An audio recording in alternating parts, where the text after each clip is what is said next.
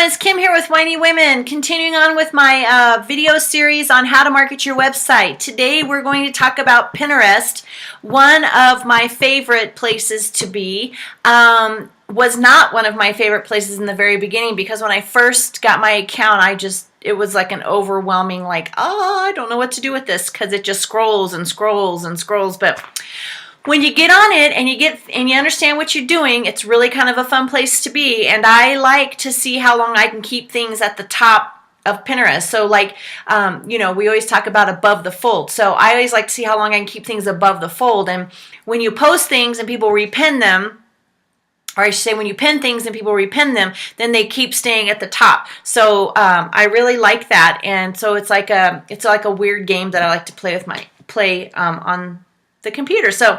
But let me give you some stats on Pinterest.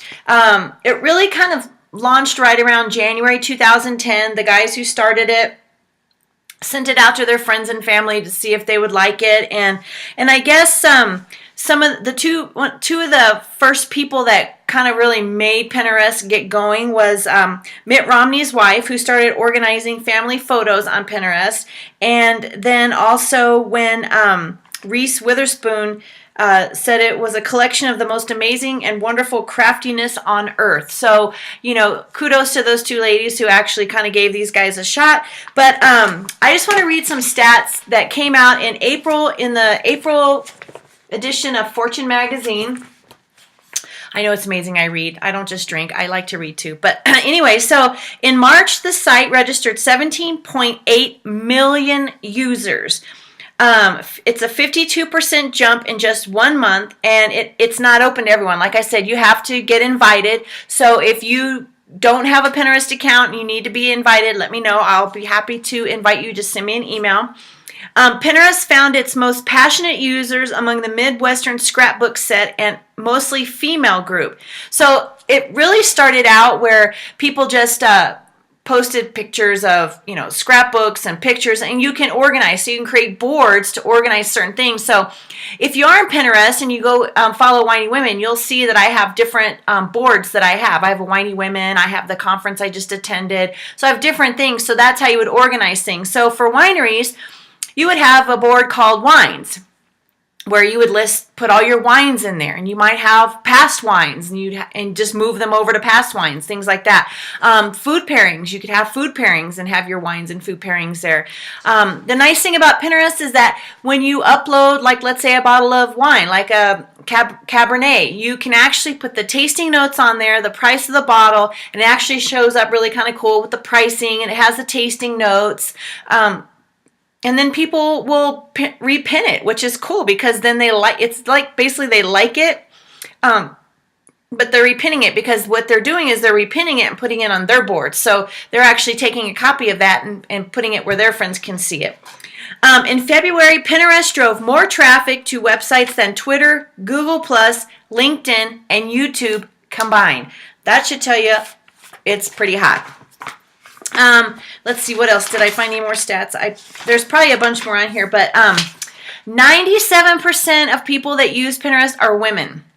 80% of pins, so whenever you pin something, 80% of those pins get repinned.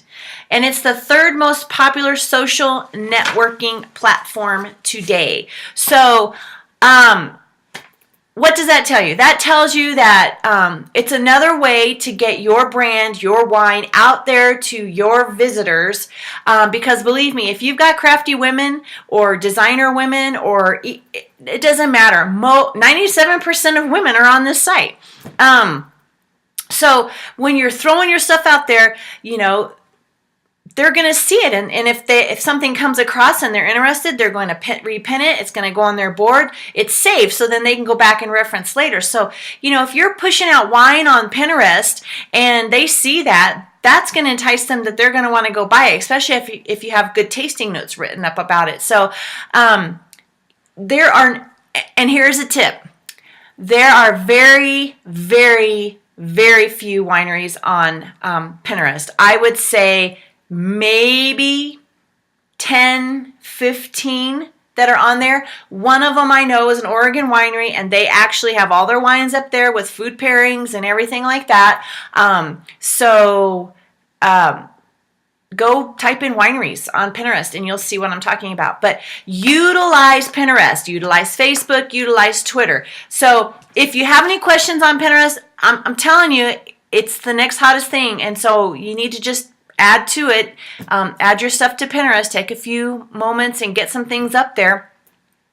It gets your brand out there. It's another way for people to find you. So, and it's marketing your website, marketing your winery. You can post pictures of your winery. You can talk about events on your winery and things like that. It's an all-inclusive kind of little site that you can use. So, until next time, if you have questions about Pinterest, don't hesitate to shoot me an email and ask me about it. Leave me a comment if you're already on Pinterest and how you're utilizing it for your winery. I would really be interested to know. I'd be happy to go look at it as well. So until next time, I think next time we're going to talk about LinkedIn, and then we might just kind of start wrapping things up a little bit from there. So anyway, you guys have a good rest of your day, and I will talk to you soon. Cheers.